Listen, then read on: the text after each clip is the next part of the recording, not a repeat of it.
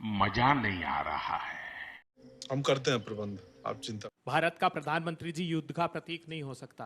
पूरा विश्व चाहता है कि अब्राहमिक अकॉर्ड के अनुसार वो साथ में रहें। गीता मोहन जी ने बहुत प्रासंगिक प्रश्न किया, क्या भारत के हित में है कि अमेरिका ईरान को कंट्रोल कर ले?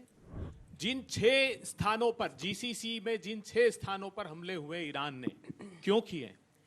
क्योंकि कतर में अल उदय एयरबेस है, बहरीन में naval support activity Bahrain airbase है, कुवैत कैंप अफरीजान अली अल समेल एयरबेस है, संयुक्त अरब अमीरात में, सऊदी अरब में, ओमान में।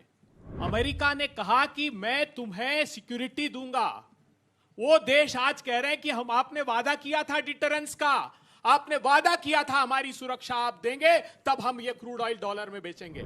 लेकिन ट्रंप साहब हमारी सुरक्षा आप दे नहीं पाए।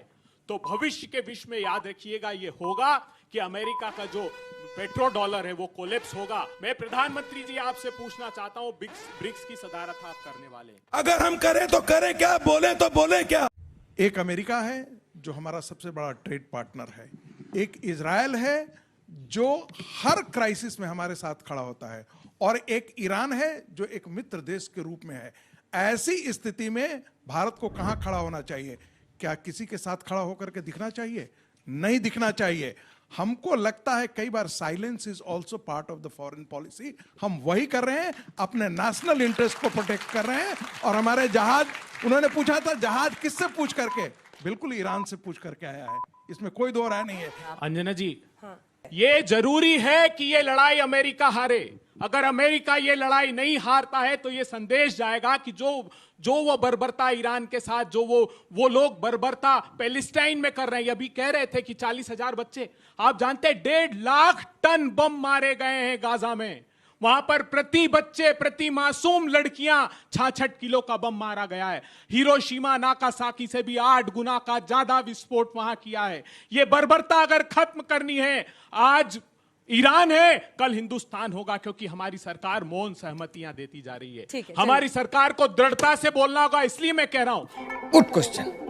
मैं सभी देशवासियों से पूछना चाहता हूं, क्या इस सब्जेक्ट से आप कन्विंस्ड हैं? क्या भारत के हितों को, भारत को सर्वोपरि नहीं रखना चाहिए?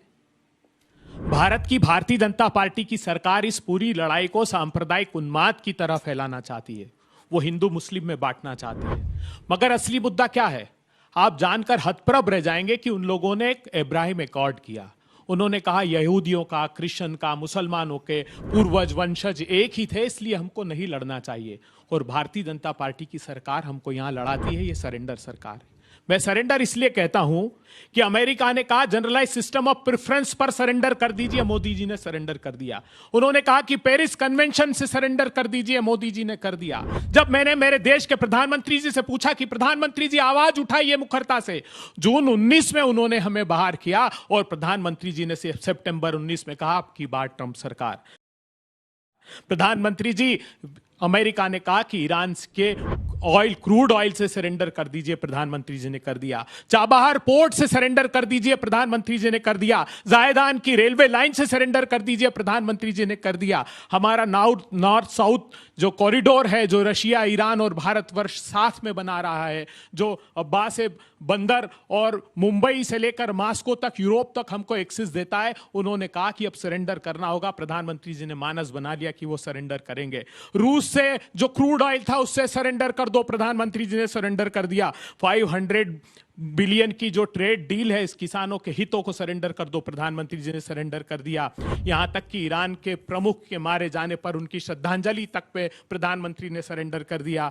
मुझे दुख है इस बात का कि क्रिस्टोफर लैंडाउ जैसा एक डिप्टी सेक्रेटरी भारत में आकर भारत की भूमि पर यह चुनौती देता है कि मैं भारत को प्रगति नहीं करने दूंगा। प्रधानमंत्री जी, आपने सार्क में सरेंडर कर दिया। प्रधानमंत्री जी, यह कहा जाता है विदेश नीति में कि never venture out without securing your home ground. समाप्त हुआ, जबरदस्त। बजाओ ताली। आपको क्या लगता है कि खामनेई की मृत्यु ऐसे ही हो गई? अंदर में कोई नहीं था जो मोसाद को ये सारी चीजें बता रहा था? कल लारजानी की मृत्यु हुई है, उनके जो इंटेलिजेंस हेड उसको मार दिया गया, उनके डिफेंस हेड उनको मार दिया गया। इसका मतलब है कि कहीं ना कहीं ईरान के अंदर लोग हैं जो इस रिजिम को भी उखाड़ फेंकना चाहते हैं। लेकिन चूंकि एक अभी जो सत्ता है वो एक बहुत कातिलाना सत्ता है। जिसे हम कहते हैं आरजीसी का, आईआरजीसी का, और जो वहां के फोर्सेस हैं वो बंदूकें लेकर के आज गली मोहल्लों में खड़े हैं। कोई प्रोटेस्ट करने निकल जाएगा तो उनकी हत्या कर देगा। ये भारत की तरह नहीं है जो आप सड़कों पर आकर के आप कभी भी स्थिति में प्रदर्शन कर सकते हैं। ऐसे रिजीम मैं नहीं कह रहा हूं कि आज दिन हो कल हो जाएगा, हमास जैसे नहीं खत्म हुआ, लेकिन अपने देश को, अपने रीजन को और कम्युनिटी को बर्बाद कर दिया। ईरान भी बर्बादी के रास्ते पर है। कोई सेंस है इस बात की? नहीं। आप ये देखिए कि एक नैरेटिव, अभी साथी ने कहा कि तानाशाह जब तक वहां बैठा, मतलब आयतुल्लाह खामनेई और उनके रिजीम में जो सुप्रीम है वो तानाशाह। तानाशाह की कोई परिभाषा आज तक देश को, दुनिया को किसी ने बताया नहीं। जहां चुनाव होता है, लीबिया में चुनी हुई सरकार को गिरा दिया, वो तानाशाह नहीं। अफगानिस्तान में 20 साल लूट लिया, वो तानाशाह नहीं।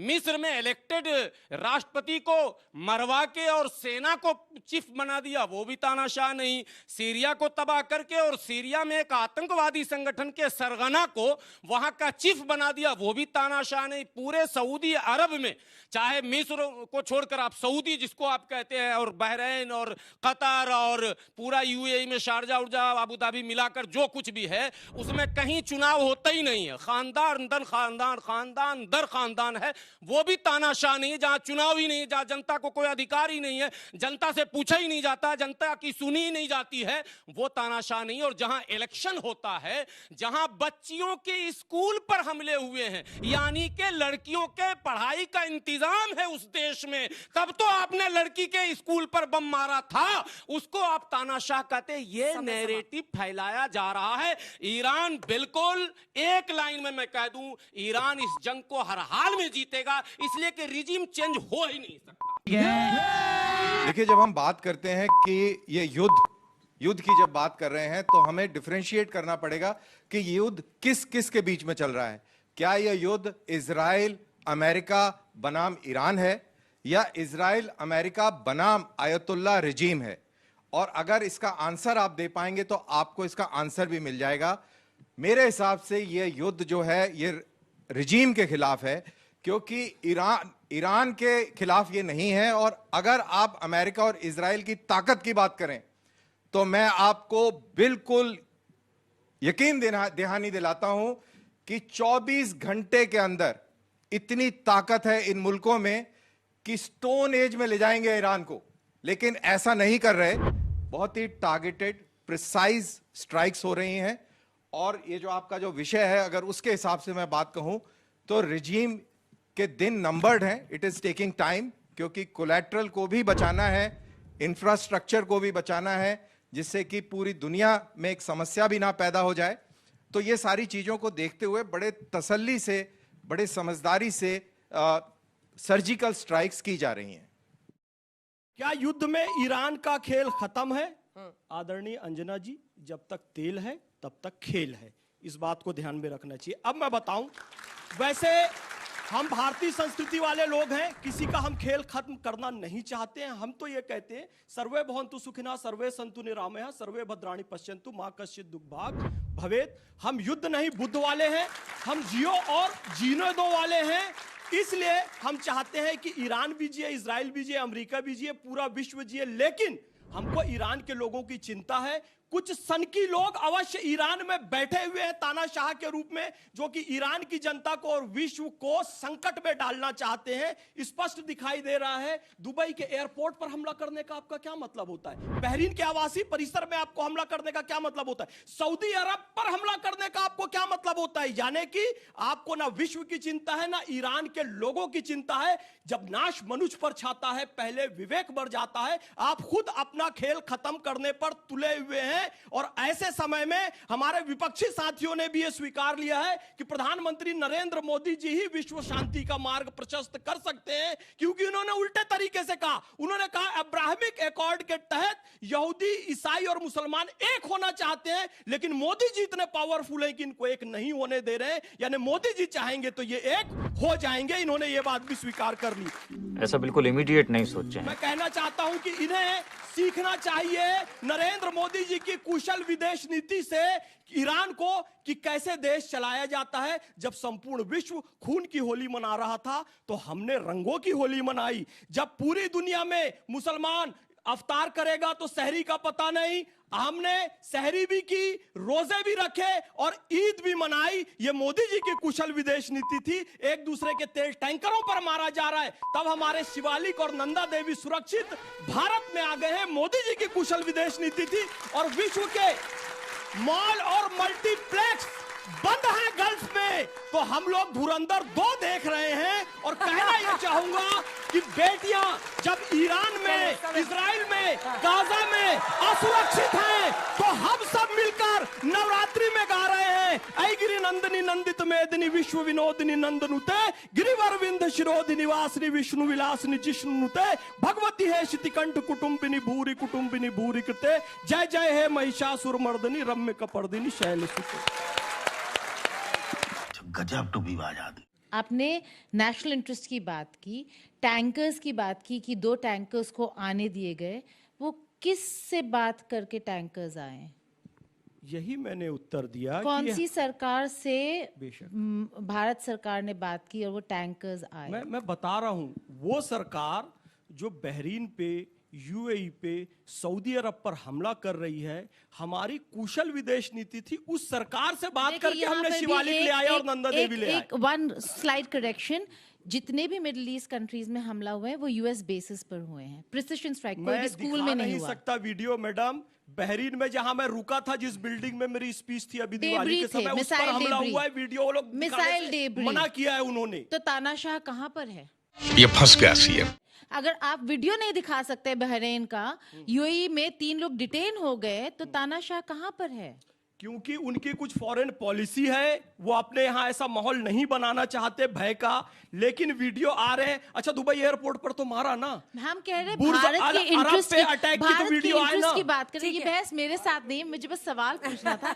भारत के इंटरेस्ट की अगर बात करें तो किससे बात करके भारत अपनी टैंक्स निकाल रहा है? आप मुझे एक सवाल का जवाब दे दीजिए, दोनों। अमेरिका अगर ईरान पर कंट्रोल करता है, क्या वो भारत के हित में है या नहीं? मैं यही कहना चाहता हूं, जो ईरान पूरी दुनिया से दुश्मनी ले रहा है, मोदी जी उससे अपना काम निकलवा ले रहे हैं। ये बड़ी बात है। ये उत्तर सवाल का जवाब दीजिए। अगर अमेरिका ईरान के कंट्रोल में, अगर अमेरिकन कंट्रोल में रहे ईरान, तो वो क्या भारत के हित में है या नहीं? अमेरिकन कंट्रोल में रहे तो मोदी जी की रिजीम गिरेगा तो अमेरिका आएगा ही ना। तेल की बात कर रहे हैं। हाँ। क्या वो भारत के हित में है या नहीं? मैं ये कह रहा हूं, पूरा मैंने पहले ही उत्तर दे दिया है कि दुनिया में क्या क्या स्थिति बनी अमेरिका, इजराइल और ईरान को लेकर। फिर भी मोदी जी की कुशल विदेश नीति रही है। बिल्कुल रहेगा, क्यों नहीं रहेगा? अगर अमेरिका, ट्रम्प अमेरिका यदि ईरान में रहेगा तो वो हमारे हित में है। अमेरिका यदि ईरान में रहेगा, या फिर इजराइल ईरान में रहेगा, या कोई भी रहेगा, हमारे विपक्षियों ने स्वीकार कर लिया है अब्राहमिक एकॉर्ड को रोकने वाले मोदी जी हैं, तो जोड़ने वाले भी मोदी जी होंगे। जो भी बोल सकते हैं सब झूठ बोलो। सवाल ईरान का क्या खेल खत्म हो गया है? हमारे एक साथी ने कहा कि जब तक तेल है तब तक खेल है। मैं इस बात से तो सहमत हूं, और ये खेल तेल का तो है ही। लड़कियों के साथ जुल्म होता ही रहेगा क्या ईरान में? मैं ये पूछना चाहता हूं बड़े पोलाइटनेस से। ईरान में जो जुल्म लड़कियों पर हुआ उसको दुनिया ने देखा, दुनिया ने उस पर अपने कमेंट्स किए। लेकिन अरब के मुल्कों में कोई ऐसी तस्वीर ही नहीं आई कि औरतों के साथ हो क्या रहा। इसका मतलब वहां तो तस्वीर से भी दूर रखी जा रही है। आप वहां क्यों नहीं सवाल उठा रहे हैं? सिर्फ ईरान आपका लॉजिक, और एक आपका एडिशनल जवाब। विषय ईरान ही है, और ईरान में लड़कियों के साथ भयंकर अत्याचार हुआ है। और जब खामनेई साहब खत्म हुए उसके बाद भी जो लोग प्रोटेस्ट कर रहे थे, लड़कियों को खत्म किया गया है। सर, इस बात को आप स्वीकार कीजिए। तुम समझ नहीं रहे हो। इतना छोटा पहले कभी नहीं हुआ हो।